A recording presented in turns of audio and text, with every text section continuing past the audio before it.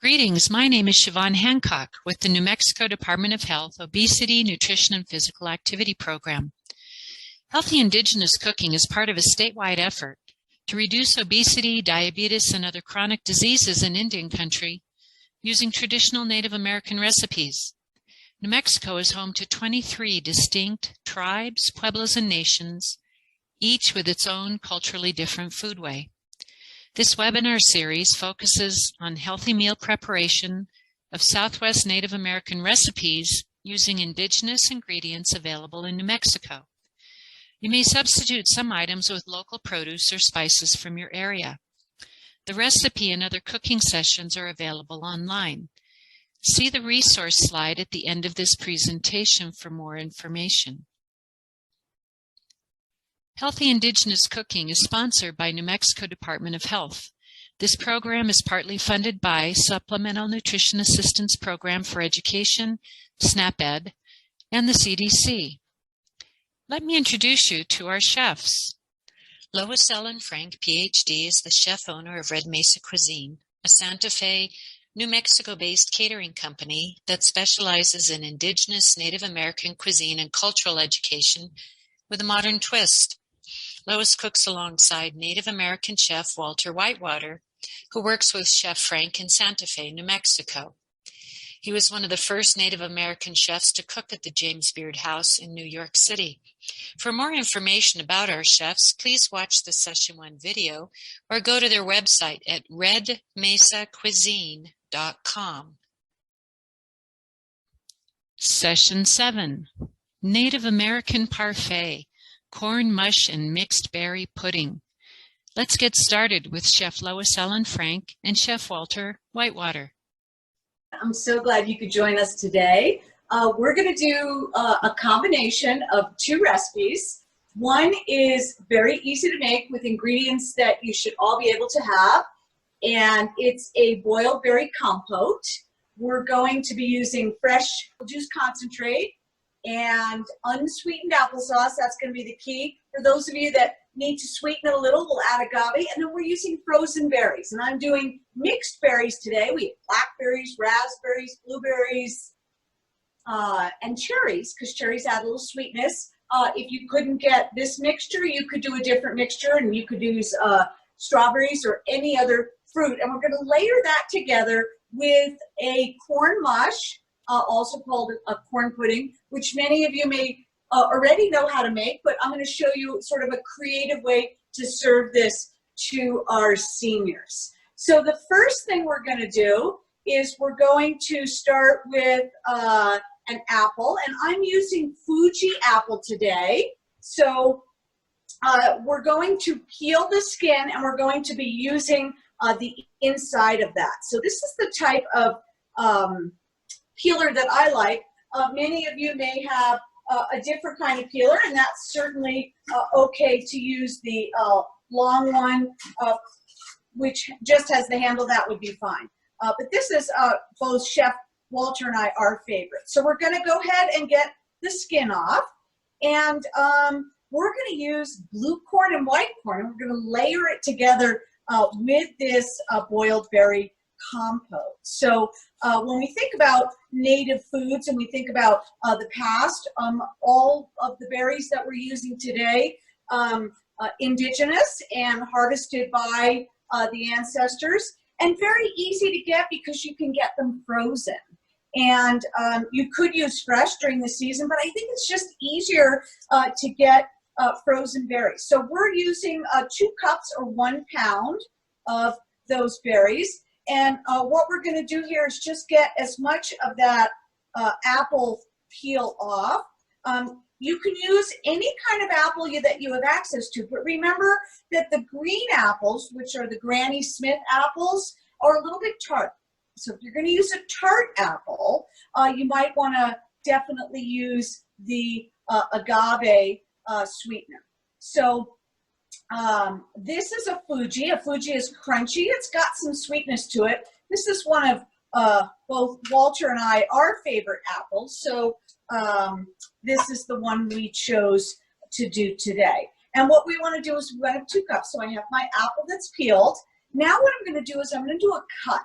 And the cut is actually what I call the 4 directions. So I'm going to cut once, twice, 3 times, 4 times. And I'm going to take the core and the peel, and I'm going to put that to the side. And then what we're going to do is we're going to cut a small dice, and then we're going to start the cooking process for the rest of this. This needs to reduce, so it's going to boil down, and we want to just make sure that we have enough time to do that. So here I have some apples already cut, and once you've done the 4 directions, what we're going to do is we're going to cut a small dice, the reason, about a 1/4 inch all the way around, and the reason I like that is because it's going to cook a little quicker. If I were to use big pieces, that's going to take a little bit longer. So we're just going to cut strips and then dice. Okay, and then same thing, cut so that we have the size we want, and then long pieces, and then we will make that into our dice. Okay, so once again, I'm going this way down, and then I'm doing the long way, so I'm making strips, okay? And then once I have those strips, I'm going to cut the dice so that they're even. Last one, cut down, and then strips. And then for those of you that have gardens, apple is compost, or we can put this into our compost pile. So here is our apple, and what we want is we want 2 cups of apple, and this is going to be posted on the website, so you'd be able to have the recipe at the end. So now what we're going to do is we're going to put everything together in a saucepan. I'm going to take my apples, and I'm going to add the apple juice concentrate. If for any reason you can't get the apple juice concentrate, you can certainly use a regular apple juice, but I think most of you probably have this in your pantry. So we're putting that into our pan here. We're turning our heat up to high. And then the next thing that we're going to do is we're going to bring this to a boil. And once this boils, we're going to add our berries, and these again today we're using frozen berries, and those frozen berries are a mixture of blackberry, raspberry, blueberry, and we're using cherries, and I think the cherries give a really nice flavor and texture. So we're going to come over here. This is just going to take a second. You can see it's on high, and we're going to be adding our frozen berries into the pan, making sure all of it gets in, and we're going to give that a stir. Your apples are going to turn a beautiful berry color, and that's perfectly fine.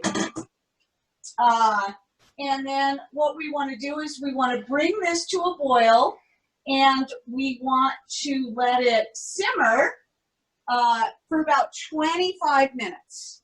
So once it has simmered, we're going to add the apple sauce. And remember, the key here is we want that applesauce to be unsweetened. So a lot of times you're going to order applesauce and it's going to say natural, but of course natural does not mean unsweetened. So you want to look at the label, make sure that that applesauce is unsweetened. That's sort of the key to this. So we're going to let our berries come to a boil and then reduce, and then we'll add our apple sauce that we have right here, and we'll give it a taste and see if we need to add the agave. So the next thing we're going to do, because we're going to multitask, is we're going to make the corn mush. And if you recall, in a previous class, we talked about using culinary ash because the ash adds calcium. I know many of you in your kitchens will have this. If you do not, you don't have to use it. The ash we're using today is the ash from the juniper. I have a jar of the ash already made. So that's going to be the ash that I'm going to be using. You can omit it, but it does add nutrients and it is very traditional. So if you can get it, I would highly encourage you to do so. So the way we're going to do this is we're going to use cold water and our blue cornmeal, and we're going to mix together the cornmeal and the water. And the reason we want cold water is because we want to make sure that we do not have any lumps, because this is going to get poured into our pan. I'm going to show you a little chef's secret here. If you take a towel when you're by yourself and put it down, put your bowl will not spin. And that way you can keep that bowl from spinning and you can work alone in the kitchen without having to ask someone for help. And so we're using cold water and our corn mush. And then we're going to add our culinary ash. So we're adding a teaspoon of that. You can see this beautiful blue corn. And the blue corn meal that we're using is from Santa Ana Pueblo. And they grow the corn and they have their own mill. And so we're using a Native American sourced corn. So the next thing that we're going to do is we're going to take a little saucepan, and I'm going to add 1.5 cups, 2 cups of boiling water. So my water's been boiling in the background.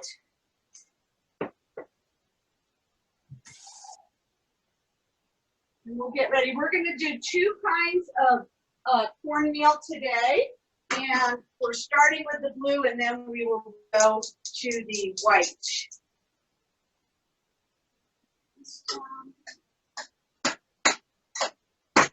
All right. So I'm going to take the boiling water, which I'm going to put in a saucepan.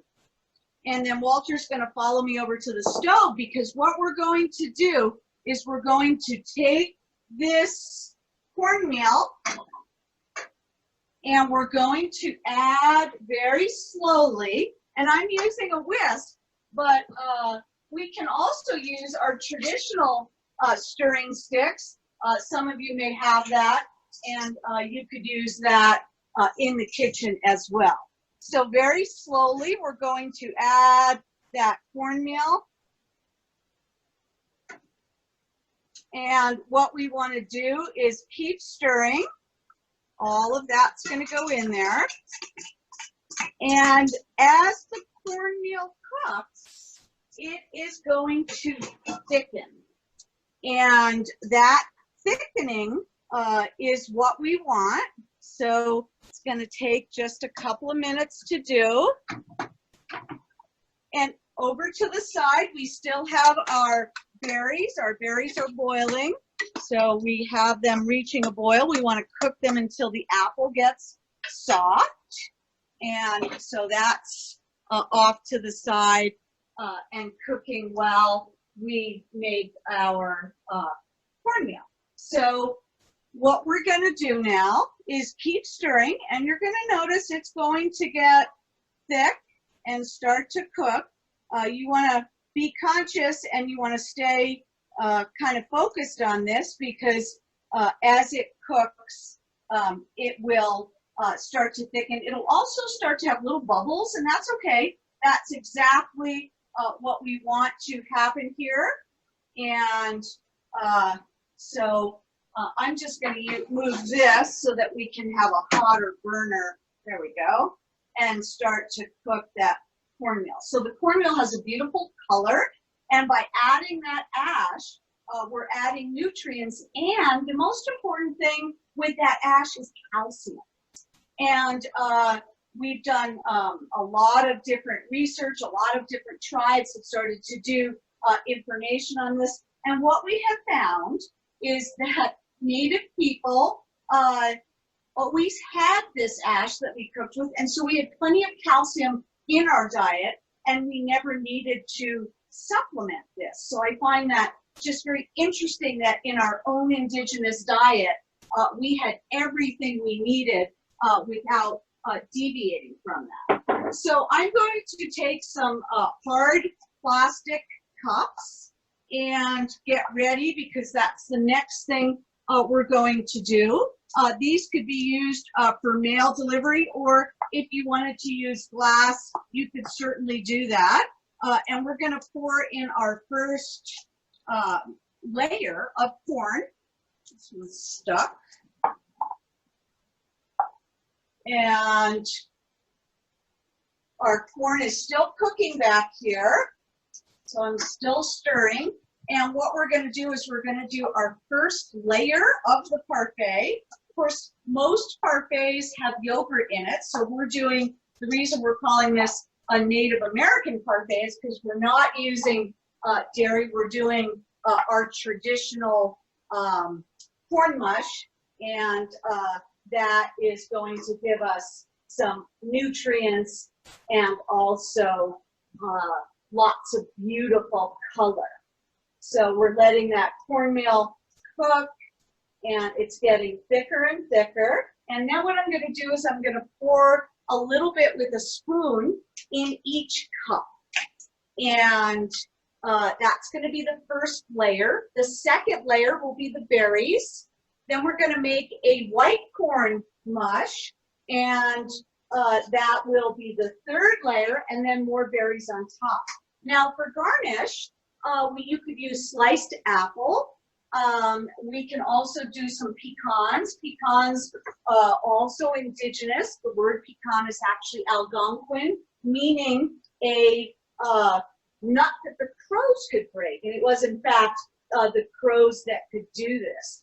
And so we're going to just show you some garnish, and that will be able to be used for the parfait. And then if you're doing meal delivery, at the end of this, you would just put a piece of plastic wrap to seal that, and that would be perfectly fine for this. And so a lot of people like to add a little sweetener to this. So we will add just a little agave. And we're making this as a dessert, but it could be for breakfast. This could be a great snack. Or what a lot of people like to do is they like to put this in the freezer or the refrigerator and make a delicious, almost like an ice cream, an indigenous ice cream. So we have our corn pudding or corn mush here, and it's got a nice thick quality to it. So I'm going to take a spoon, and I think probably the biggest challenge, we do this in my native class, my students, is to try and not get it on the outside so that it retains its beauty. So I just pour in like that. There would be layer number one. And remember, as the cornmeal sits, it will thicken. So you may have to put it back on the stove to get soft again if it gets too thick while you're making it. And if you're not comfortable with a big spoon, you could also use a smaller spoon. So here, Walter likes to use a little bit smaller. I'm fine with a big spoon. So whatever you're comfortable with, you need to do. I like this because I can pour it in, and that's the one that I like to use. So again, use what you're comfortable with, and then we're going to make our first layer, and the blue corn, as it sits, it will thicken. And that's the beauty of this, because it's actually a pudding. Some of you may make this for your seniors as a tole, and that would be a beverage that you could drink. So you would just add a little bit more water if you're making the atole.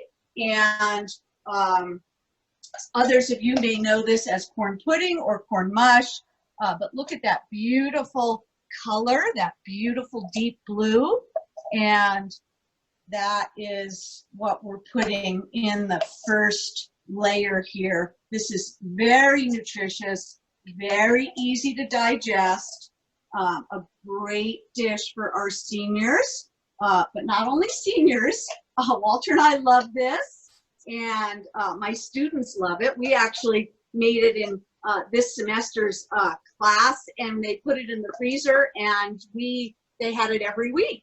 So it can also be frozen and eaten at any time. So this is a great dish that has lots of nutrients, easy to digest, and lots of flavor. And instead of those high sugar desserts, this is perfect because it brings in our traditional food, it brings in our traditional ingredients, and a little bit goes a long way. So you can see here we have 12. I'm going to be able to get a couple more cups out of this, and that's just the one cup of the blue cornmeal. So it really goes quite a long way in terms of how much you can make.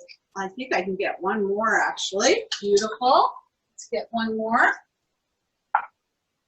Okay, so that's our first layer, which is the blue, okay?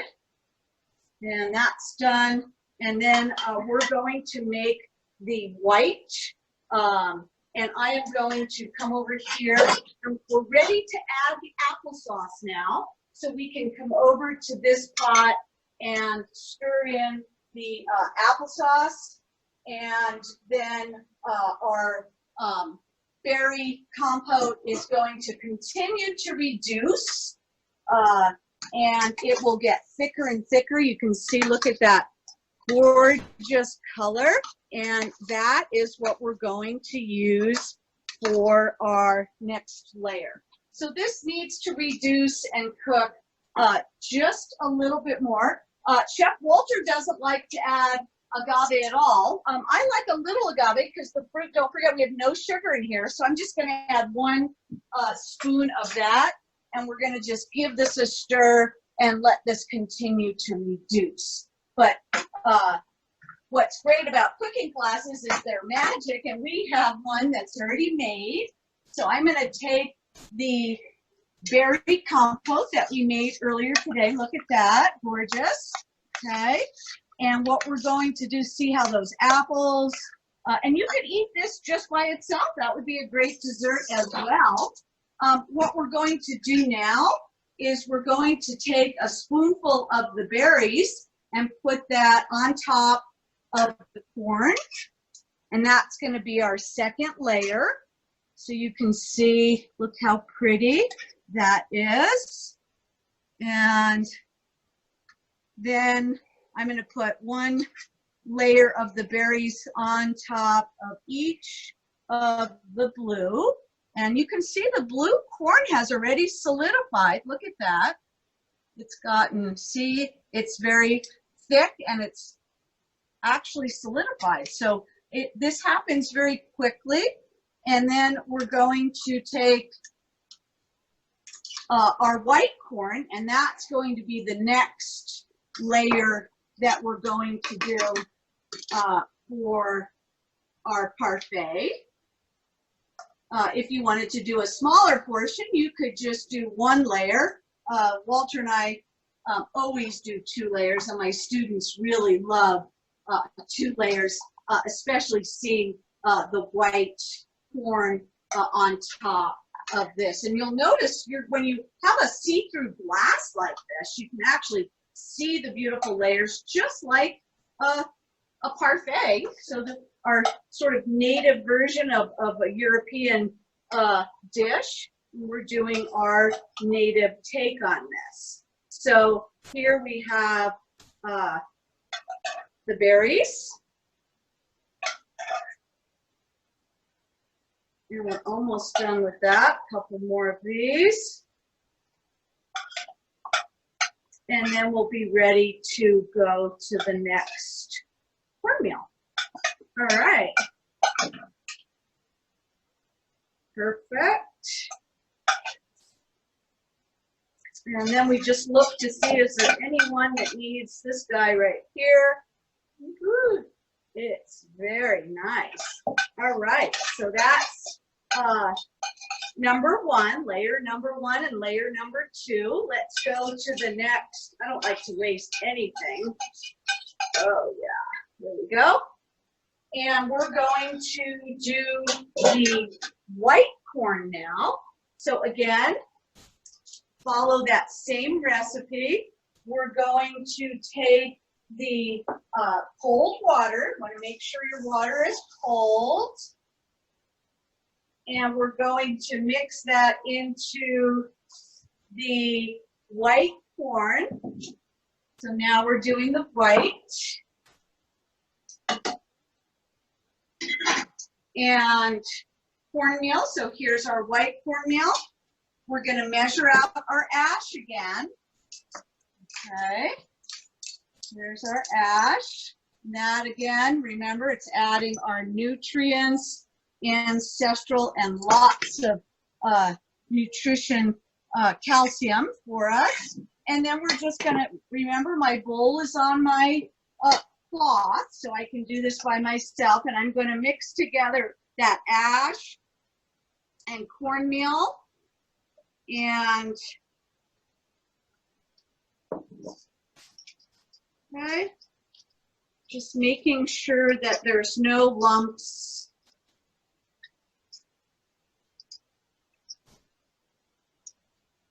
In that.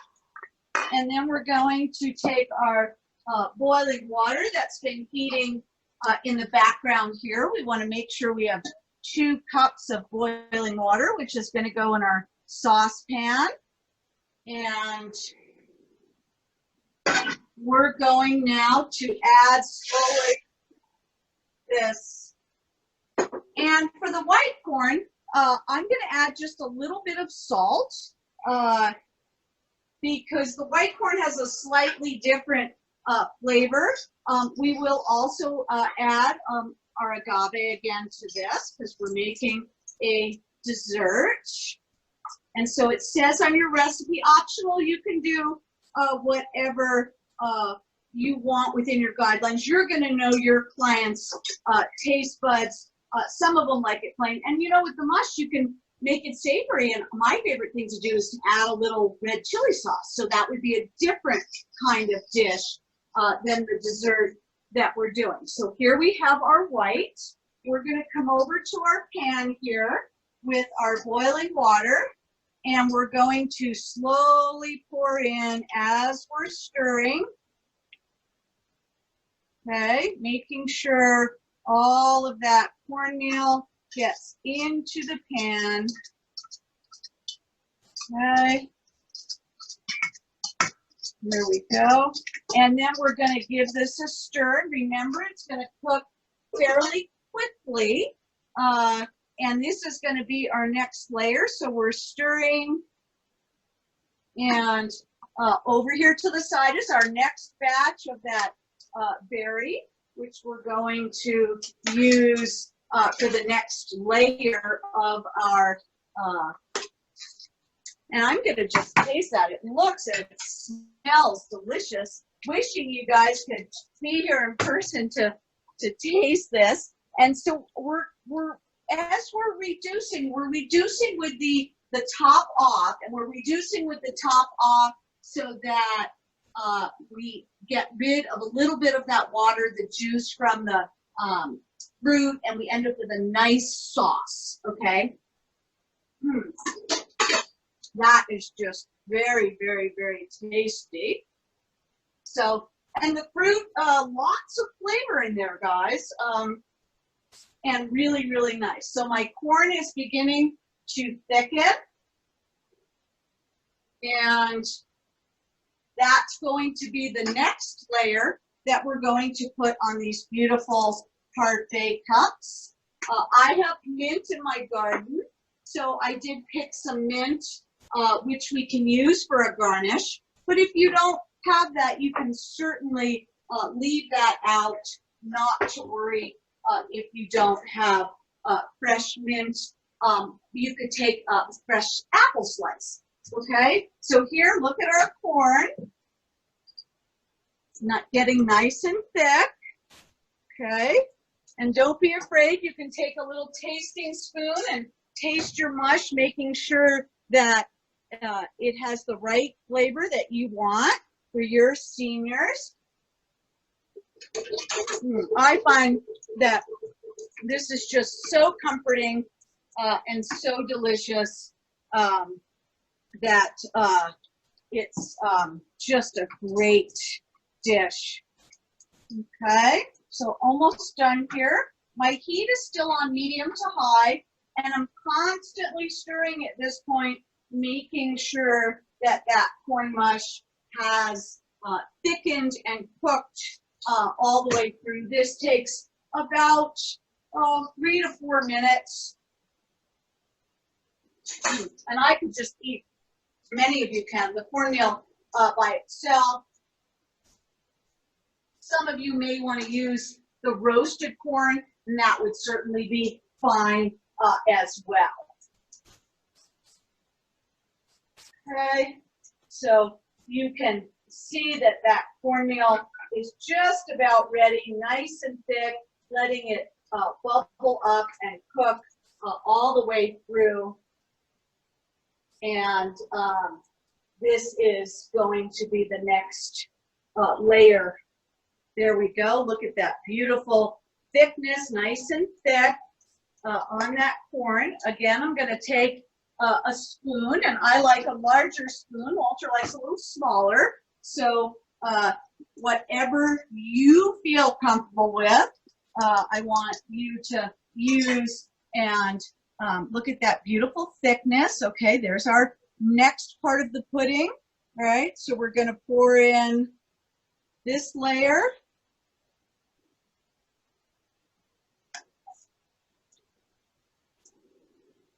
And it's going to sit.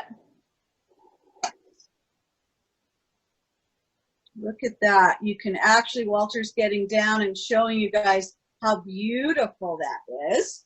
Beautiful. It's just so amazing to make this native dish using our indigenous ingredients, and it's really exciting to be able to do this for our seniors at our senior centers. So here we have white. Okay, just so again, nice and slow and steady. I find this very Zen-like. I know the tendency is to want to rush, but take your time with your spoon, pour that on top, let it mix in, and you can see that we have another layer here of corn mush. So we have the blue, we have the berries, we have the white. And the next thing we're going to do is to take our last layer, and the last layer will be the second batch of berries that we have for you guys. And that's going to go on top of the white. And then we'll show you how we would garnish this. Okay, so we're almost there, a couple more to do.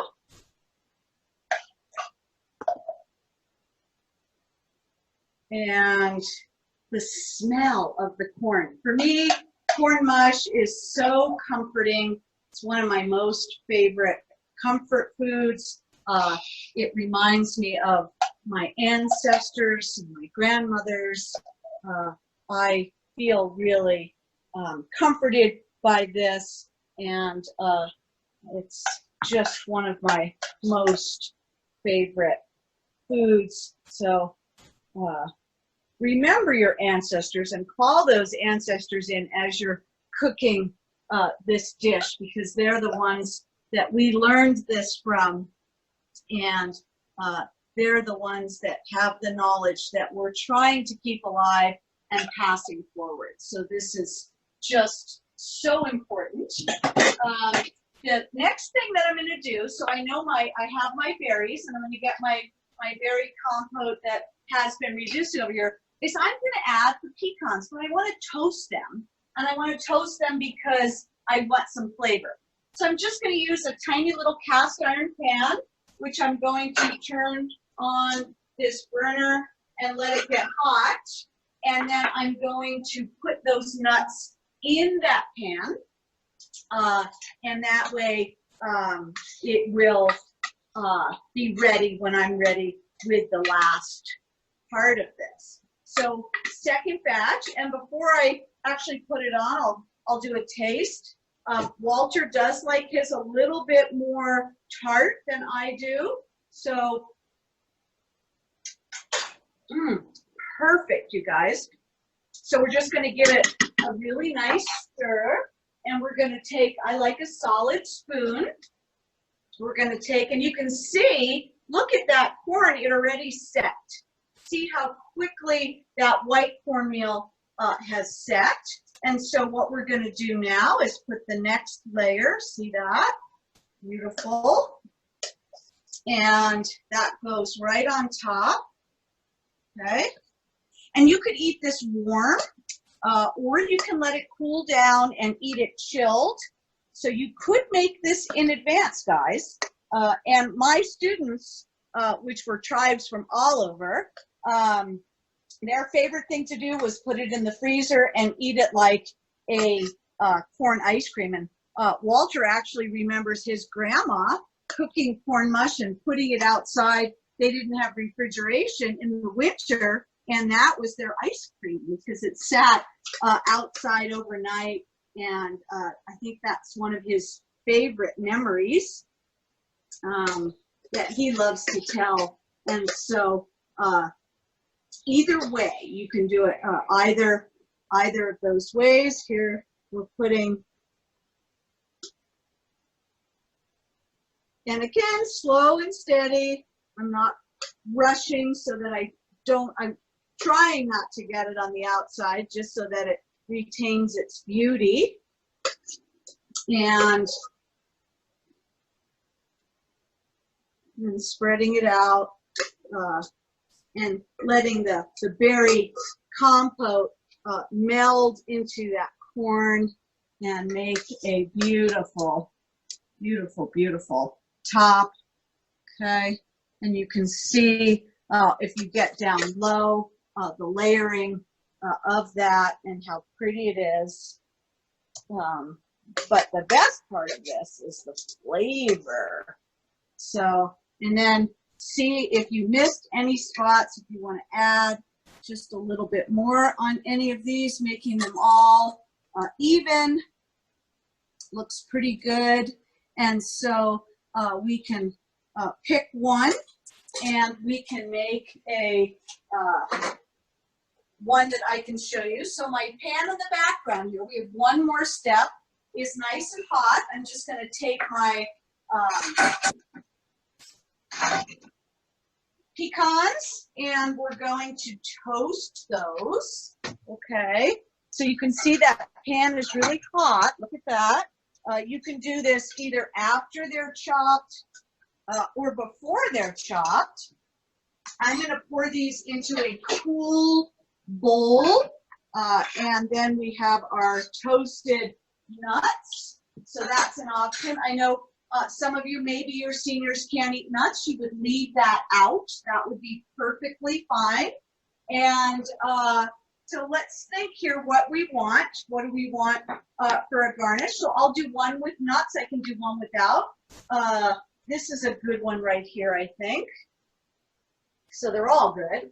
I'm going to take this, and you would sprinkle a little of the chopped nuts on top. And if you've kept an apple slice from your apple, you can put one or two of those in your cup. And then you could take, if you have it or if you're growing it, and we're really hoping that many of you are having gardens, so you could take a piece of mint or a cluster of mint and put that in, and look at how pretty that is. We have a gorgeous dessert. Let's do one with just the apples. And if you don't want to do apples, you can just serve it the way it is. Either way, we're just showing you.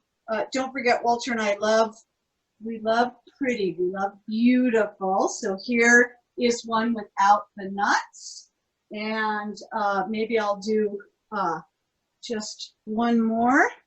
So you could also do one piece of apple. I like the nuts, so that's the way I like to eat it. But again, who are your seniors and what are they able to eat and what do they like? So lots of different choices to be able to make this into a gorgeous dessert. Look at that. Let's do, just to make it even, one more. One slice of apple, little piece of mint. We'll do it without the nuts. And so we have two with the nuts and two without the nuts. And